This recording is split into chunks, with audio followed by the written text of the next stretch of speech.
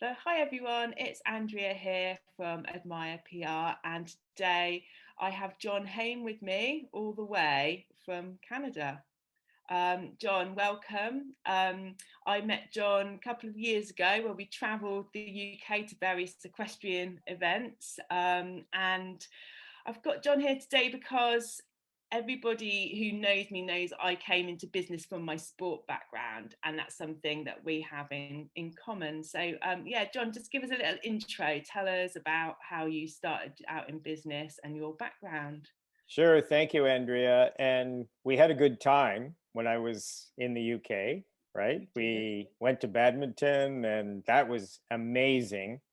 And you certainly showed me the ropes too. So I appreciate all of what you did. And you're very good at what you do. So it was good. Thank you. So, Yeah. anyways, about me, the background, yes. So I come from a sporting background initially. I played professional golf for many years.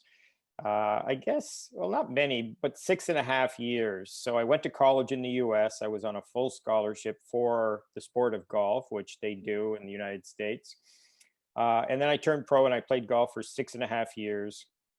I got injured sort of in the fifth year, and it was quite bothersome, actually. It was a hand injury. And if you know about golf, there's a lot of pounding with the arms and the wrists, and I practiced a lot. And you have to work hard at it when you're obviously when you're a professional athlete. So, anyway, it sort of took me out of the sport. But from my professional golf background, I transitioned into business. I had an economics degree from the school I went to in the United States called Purdue University, great school.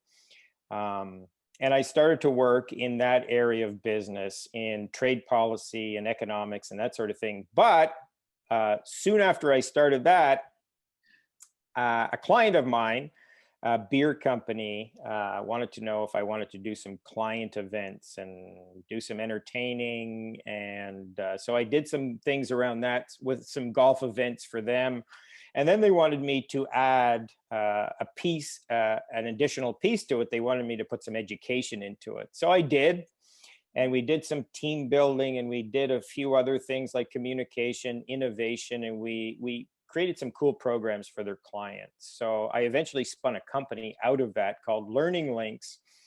And I got hired by a big American consulting company to deliver these programs all over the globe. So I worked in Asia for a number of years, and I went in and out of classrooms for probably 3 to 5 years in Asia delivering these programs. So that led me to doing some coaching in the organizations I was working in. I started to coach some of the management level and executive level people in the organizations. It so happened that one of the executives asked me to help his daughter, who was a tennis player. He said, "Can you help her? Do you think? Just do the same things you're doing with us around performance and leadership." And I did. I started to work with her. And over the course of about probably 2 years, I built a performance model for athletes. And it includes sports psychology, performance psychology, neuroscience, communication, my executive coaching background. And I blended all those pieces together to create a performance model for athletes. So when I came back to North America, I started to work with professional teams. I started to work with a number of professional athletes. And that kind of leads me to where I am today. And I still work in corporate, but I also work with some of the world's best athletes and teams. And that led me also to where we are with equestrians. So I started in equestrian. I knew nothing about equestrian probably 6 or 7 years ago. I took some lessons, riding lessons. I Yeah. started with a young client in Canada, and now I work at the top of the sport. I work for some of the world's best riders. And I just wrote a book too. It's going to be released next month. It's called Ride Big, and it addresses rider confidence, which I see as a big crisis right now in a lot of sport, actually. For many reasons, but I feel like with young athletes, there definitely is a crisis in confidence. So I feel like they needed something to help them both understand confidence and to be able to have the tools to build it. So that's the sort of the Reader's Digest version in three Yeah. minutes or 4 minutes of where I come from. And I've gone full circle. It's been really funny, Andrea. I started in sport, I went to corporate, I came back to sport, and now I'm sort of in both. And we also have entertainers too. We work with entertainers around performance. Okay. Yeah, Yeah. it, it's interesting, isn't it? How I've seen your program that you use with your athletes, and for me, with my business background, as I know how detailed your program is for athletes and how more detailed it is than any other program I've seen for, with the daily tasks and weekly tasks and the planning and the way you The work with them process. in It's the all about process. Yeah, process. Everything is it is. about process, right? You have to have a defined process Mm, and take people from sort of the front end of the process to which is where they currently are to the back end of the process, which is where they want to go. And then you yeah, take them through that process. It's always customized because everybody's different. Every sure. individual is different, but you work within a framework. It's customized within a framework for each athlete or each team. Yeah. So but you're totally right, it's Mm, all about the detail, and it's all about the actual process. And do you have a process? You can't just go willy-nilly on these things, right? With an yeah, athlete, you have to take them from, they all want to go somewhere, they all want to yeah, maximize their abilities, so how do you get them there? So you have to have a process to do that. So that's what took a yeah. while to develop that, for sure. Sure. And with equestrian, of course, you've got the horse as well as the rider. So Yes. how does that or does that change the way you work with the equestrian athletes? The fact that they've got, another partner involved. Not really. Yes, completely right. And that's why it's so fascinating. And that's why I wanted to get into equestrian sport, because it was a major challenge for me. And I felt like I needed something a bit different and maybe a big challenge. And that's what makes it a massive challenge. But the rider still has to be great. And the reason why I got into equestrian sport in the first place is I felt like there was some amazing training for horses, world class training for horses, but there was not world class training for the rider. So, and the rider is, if you look at a horse rider partnership, it's probably at the higher levels, it's probably 50-50. So that means that the rider, the rider is the pilot, the rider is the key piece in the partnership. So the rider has to be great. And what's fascinating about the horse rider relationship is that if the rider is really good, the horse becomes better. If the Yeah. rider is not so good, then the horse feels everything. The horse is so sensitive, and the horse senses everything. So if you get on a horse and you feel anxious or you feel fear, the horse feels that too.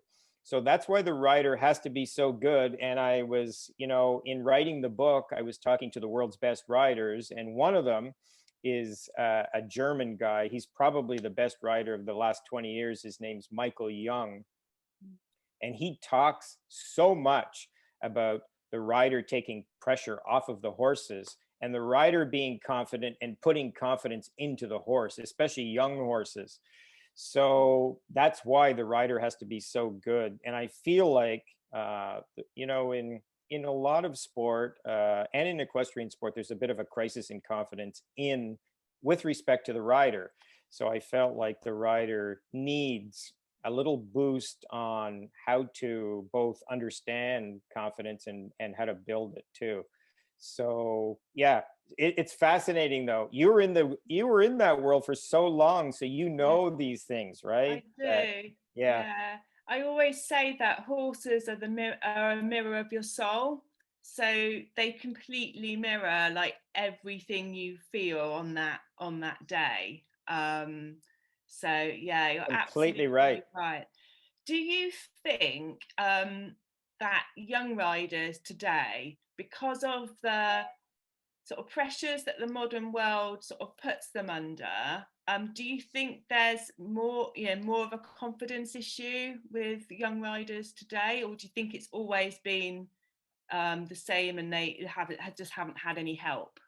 No, I think it's worse today, Andrea, because of the immediacy of many things. So social media, first of all, You know, the kids go and they look at social media pages and they always see the great things that somebody else is doing. So all of a sudden they might feel a little bit smaller and not feel as confident in their own abilities because they're looking at somebody else and they're doing this. It's called the comparison trap. You know, you're always comparing yourself to other riders, and other riders are always looking so great in social media. You don't post bad, typically you don't post bad things on social media, you post good things. So they get into that trap. The other trap, and I talked to the great eventer, the UK eventer, Harry Mead, about this, and we talked about results. And obviously in the past, people didn't know your results. They couldn't see them online. You got a fax machine. You got a fax machine through the post, right? A fax machine of the results through the post, or a fax letter through the post of your results. Now, people know exactly what you're doing 1 minute after you do it. So there's always this sort of focus on results, which is a disaster. You always, as a performer, want to focus and have all of the focus on the process of doing it, how you do it, and never on your results. But the tendency now, because people are going to see your results, there's a fear, there's a bit of an anxiety sometimes about results, that people are going to see them and they're going to judge you, and there's all sorts of sort of layers around that too. So if you're asking me, is it difficult or is it different now? Definitely. With the immediacy of results, technology, social media, all these things, it's just difficult for the younger riders to have that confidence and have that self-esteem to really express themselves the way they want to.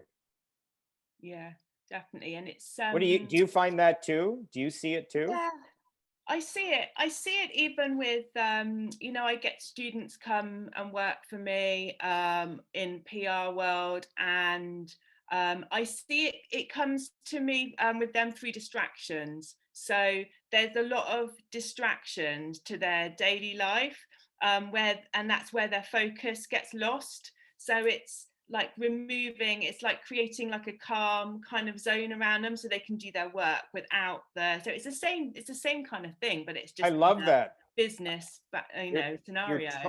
you're totally right. I think there's, with the distractions, people lose sight of what's important, right? And they're not focusing on what's important. They're focusing on all these other things buzzing around them. So yeah, there's many more distractions today. And for the young athletes too, there's many more distractions. Yeah. So you have to help them understand and eliminate those distractions. Now, part of the problem is too that young athletes never work on the mental and the emotional piece of sport. You're not taught it in school.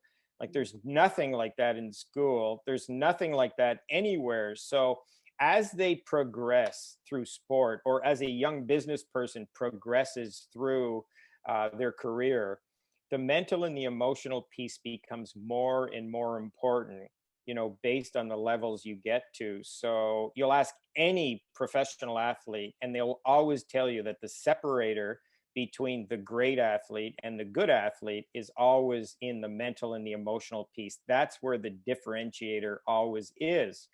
So if you're not working on it, you need to work on it. You need to build it. And it's all about development. It doesn't mean that there's ever anything wrong with the athlete if they're working on their mental and emotional piece. It's all about the development of that piece.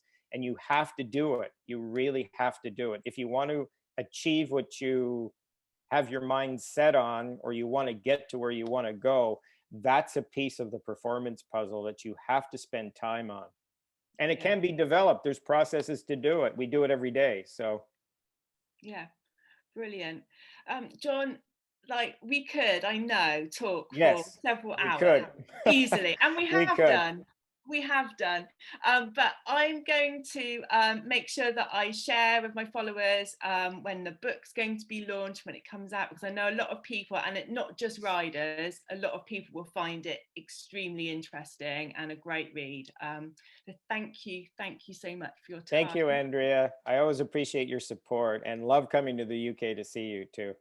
Brilliant. I can't wait until we can do that again. Next year, we're doing it for sure. Next year.